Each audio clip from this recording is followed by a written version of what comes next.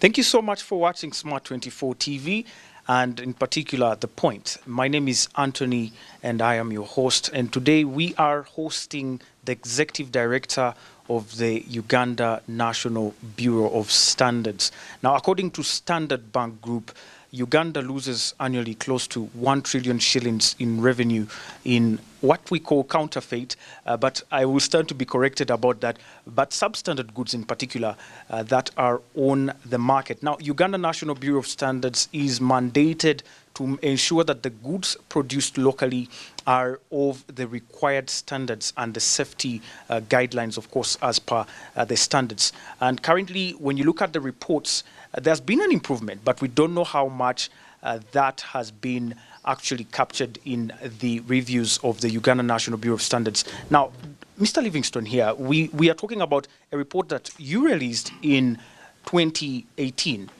It showed that we have over 54%. But in the same report, it showed that that was an improvement, which was quite scaring, that 5 years before, we were producing 80% substandard goods. Maybe we can even start from the point of what the substandard or counterfeit goods actually refer to.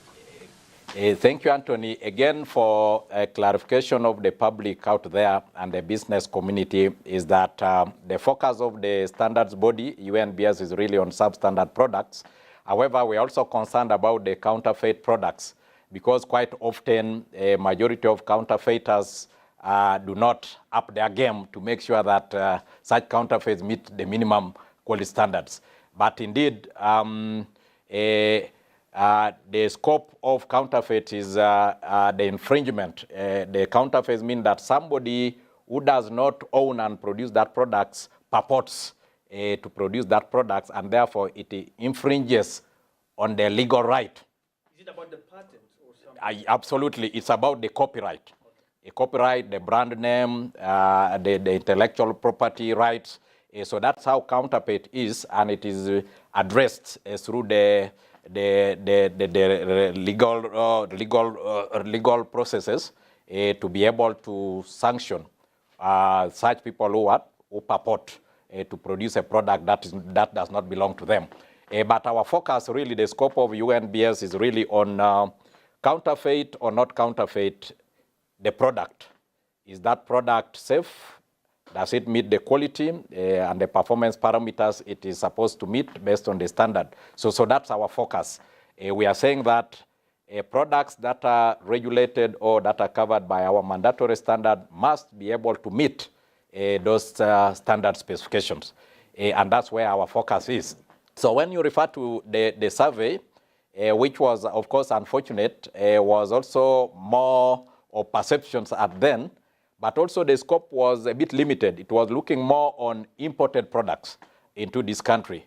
Because, as you are aware now, the Bureau, as a result of that survey, had to put in interventions to make sure that we control and minimize the influx of substandard products imported into our country.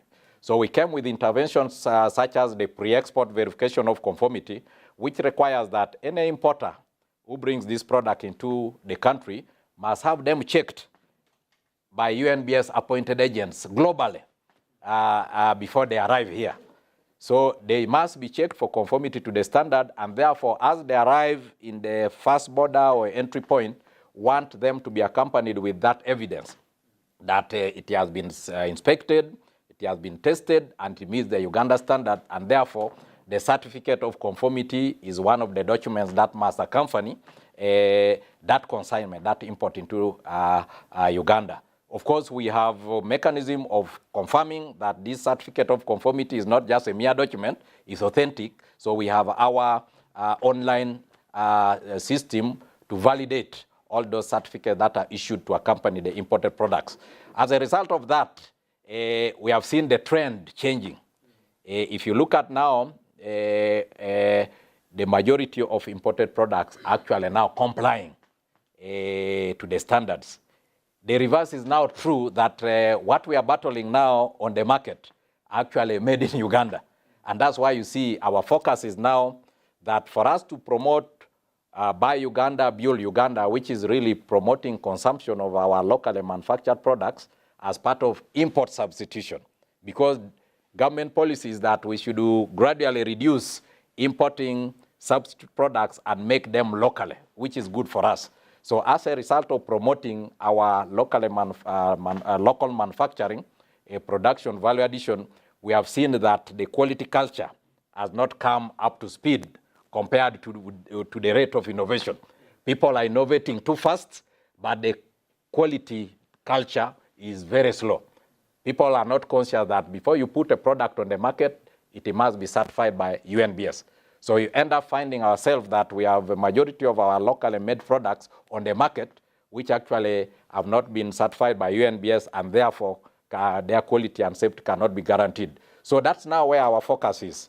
We are trying to make sure that through the various associations, the Uganda Manufacturers Association, the Private Sector Foundation, and the various sectors, how do we make sure that we promote voluntary compliance? That's our priority. How can we have self-regulation, voluntary compliance by our people of Uganda to appreciate that now that we have opportunity to actually consume our own product, their quality should be as good as imported products. So that has been our message, that for us to achieve substitution of imports, our own products should be equivalent or superior, which is our objective, so that indeed we promote Buy Uganda, Build Uganda for our own local consumption. But importantly, we now need to start exporting made in Uganda than actually what? Importing. So want to see the trend, the volume of our exports increasing compared to our imports, and this has to do with the quality culture for everybody involved in production and processing and value addition, that we need to put a quality product on the market. So that's what the focus of the Bureau is now, to promote local consumption and also promoting exports of Ugandan-made products. Absolutely. Still talking about local or domestically produced products, are there incentives that have been created to allow these, especially the micro, small and medium enterprises, because we know those constitute most of our business here in Uganda, especially when it comes to manufacturing? Have there been incentives to attract some of these to actually get their standards checked? Yes, the Bureau has given a lot of incentives for the local processors, local manufacturers, to be able to incentivize them, to be able to up their game on the quality of their products. One is that we allow them to import all the machinery, all the inputs, all the raw materials as quickly as possible, so that they are able to produce. So we make sure that we give them preferential access at the entry points through imports of these resources, raw materials, the equipment, machinery, spare parts, so that they are able to set up and be able to produce these products based on the quality specification. The other component is that we have reduced the cost of certification. The average cost of certification for a product is about 1.5 million shillings, which is quite high for majority of enterprises. So for the micro small enterprise, we have reduced that to 500,000. You can imagine that's almost a reduction of over 70%, 75%. But the objective is that how can we make it easier for these people to actually comply with the standards? The issue is we should reduce the cost of certification. And if you look at that cost, you find that we actually now absorbing more of the costs, because 500 cannot allow me to complete a certification of one enterprise, because it is highly subsidized. But because of giving back and encouraging our own to be able to compete, we have to take that decision. For the medium large, we also reduced to about 1 million, but they can be able to afford compared to the micro small. So that's an incentive. But also, as I've told you, through our partners, we're also getting a way of getting a fund. If we could get a fund, an SME fund, where we can be able to give free certification to everybody who is willing to actually put a product on the market, so that for the first year, you can be able to get a certification from UNBS, put your product on the market, sell, export, and make money, so that from the second year, you have money to be able to pay for yourself going forward, because our certification is 12 months. The validity period is 12 months, which is 100 SMEs as an incentive. But we have also now automated most of our processes. You don't need to walk into the bureau to be served. You can be able to apply, and we're able to complete and process your documentation and visit your enterprise at our own cost, pick samples, process them, and you get your permits online. So we also reduce the cost of movement. Now you can be able to apply for UNBS services from any part of the country, so long as you have access to internet. So those are some of the interventions we have put. The other one, of course, the issue of opening the markets by making sure that our standards with the markets where we trade are harmonized, so that if you have access to these markets, you are able to access them, because, again, the Bureau has provided and harmonized standards with some of these markets. So harmonization of standard is one of the incentives we have given to our enterprise, that once we certify your product, you have opportunity to sell beyond Uganda. So these are the incentives. Now, decentralizing and moving closer to every corner of this country is another incentive. We want to give opportunity for anybody involved in value addition processing, easy access, available access to UNBS services at their respective locations. And that's why our decentralization to northern, eastern, western Uganda is key, to be able to have this certification and other standardized services nearer to give people opportunity to really comply with the requirements of the standard. Absolutely. Very good insight there. Now, Mr. Livingstone, still concerning the standards development, when you look in the past 5 years, in the reports you have released as UNBS, engineering still comes on top when it comes to the standards that have been developed in terms of number. And this is followed by the food and agriculture, then the chemicals. I would think it would be the reverse. Food and agriculture seems to be where we are focusing mainly, and you mentioned that in the first place. Why is engineering coming on top? Well, first of all, you need to appreciate that food and agriculture is as old as mankind. So we've put all the standards required for that. Whereas when you look at the engineering, there's a lot of innovation going on in the engineering field. So new technologies are coming on board, new products, but also it's quite diverse field. So we are trying to make sure that sectors with innovation, we put in all the standards required to make sure that there is opportunity for them to be able to trade, but also put innovative products on the market. Of course, you'll also realize that we are now moving into oil and gas. After now Uganda going into oil production, we have put quite a number of standards as well in the oil and gas, to be able to make sure that everybody wants to participate in that value chain as the necessary standard to comply with the requirement. So we move with the demand, we move with innovation, but again, we are saying that with standards, you don't reinvent the wheel. Some of these standards are internationally available, and it is easy for us to adopt other than having our own. So that's how we are doing the standardization development.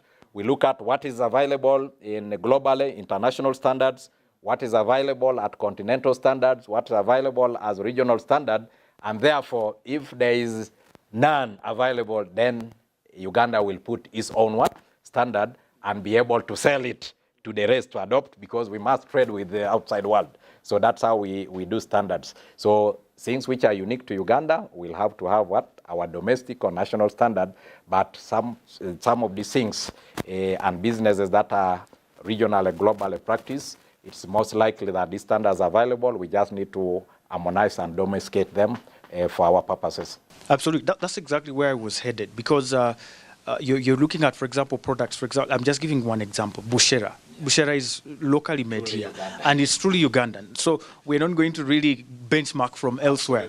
Now, in that line as well, Uganda has been one of those countries where the government, through the president, has advocated for research and development, especially scientific research. Absolutely. Now, have you worked, for example, with institutions like Makerere University and other educational institutions in as far as research and development is concerned, especially when it comes to standard development? Absolutely. First of all, to inform you that our standards development is done by experts across industry experts, sector experts, the regulators, the academia. So that they are already part and parcel of developing our standards, and our focus is to support innovation. For your information, we are to put standards for the Kira motors because we are going to start manufacturing vehicles and buses, and therefore our buses must meet the international standards. So we have to do that. Again, you have talked on the issue of truly Ugandan. I think you must have heard what is called kombucha. Kombucha are these local beverages made from our millet, banana, and sorghum. It could not be present anywhere. We have a standard, a Ugandan standard, to make sure that value addition actually goes in that area. We develop a standard for Nsenene. I don't know how many countries have Nsenene, but we believe that Nsenene is truly Ugandan, and if it is in other parts of the world and there is no standard, we decided to take lead so that we can commercialize, for example, the grasshopper Nsenene. That one in particular, we did it in conjunction with Makerere University School of Food Science because they were doing research on edible insects. And we noted that Nsenene is the widely consumed insect, and therefore there is need to put a standard there to guide its commercialization. So we look at the unique environment and demand and innovation within the country together with what is happening within the region and globally to be able to promote trade. Yeah. Very interesting fact there. I know I have so many students out there watching. They should be excited about, for example, the Nsenene project and more that is coming their way. Then, Doctor, when you talk about the different standard developments here in Uganda, how about the international standards? When you come, for example, to benchmark on a standard that was made in the US, do you do validation or due diligence to actually validate these processes, or we just absolutely copy and paste it here to our standards? No, the processes for adopting international standards also follow the same process of our developing indigenous Uganda standards. Again, we have what we call technical committees. These are committees consisting of experts. We have up to 80 technical committees looking at various sectors with experts in those areas. So when we find out that there is need to adopt an existing international standard, we bring it to these committees to look at what can we pick from this standard. Is it good in its wholeness, or we just need to cherry pick what is relevant to us? So if we pick what is relevant to us, then we need to what we call adapt that standards. And then if we find that we have the whole standard good, we adopt it in wholesale. So it follows the normal validation process, looking at the country context, the country interests, and also participation of the experts in the sector where that standard will be required to be implemented. Mr. Livingston, for substandard goods in Uganda, what are some of those sectors where we have seen sluggish movement, especially in terms of movement towards quality? Because we know in the past, we used to have, for example, cosmetics have a very contentious debate on quality. And we know lightening creams have been on the market and so many other things that have been dragged down the market. But which sectors still need improvement, or which products actually still need a lot of improvement? Of course, again, the ratio of non-compliance depends on the volume of trade in a particular sector or product.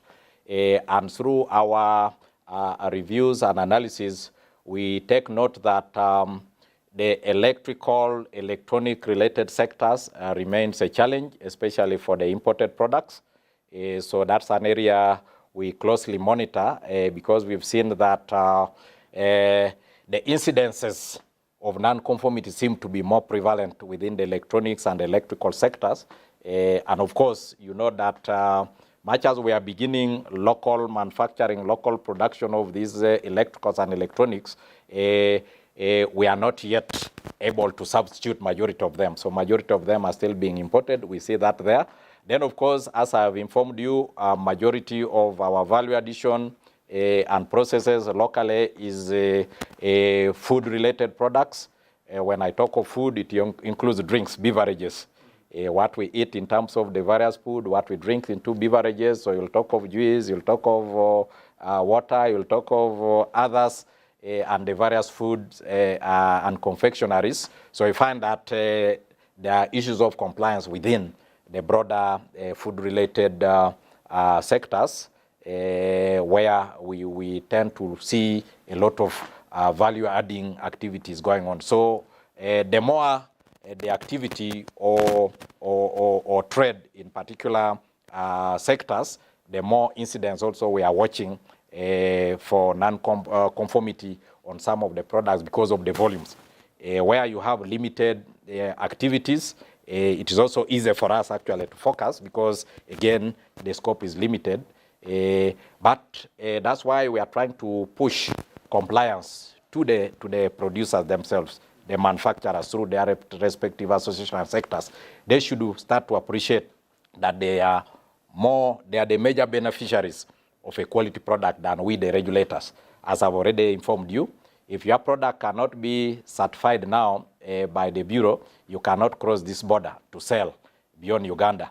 But also to sell within Uganda, we are making it difficult because our directive to supermarkets, which are our major outlets for locally manufactured products, is that please do not give space in your shelves for products that have not been certified by UNBS. So it is disadvantage whoever is involved in actually producing or processing and manufacturing these products. So it is high time, and our message is these people involved in value addition should embed the quality culture and the quality standards in all they do so that they're able to benefit and reap big from this advantage of quality products. All right. Thank you so much, Mr. Livingston.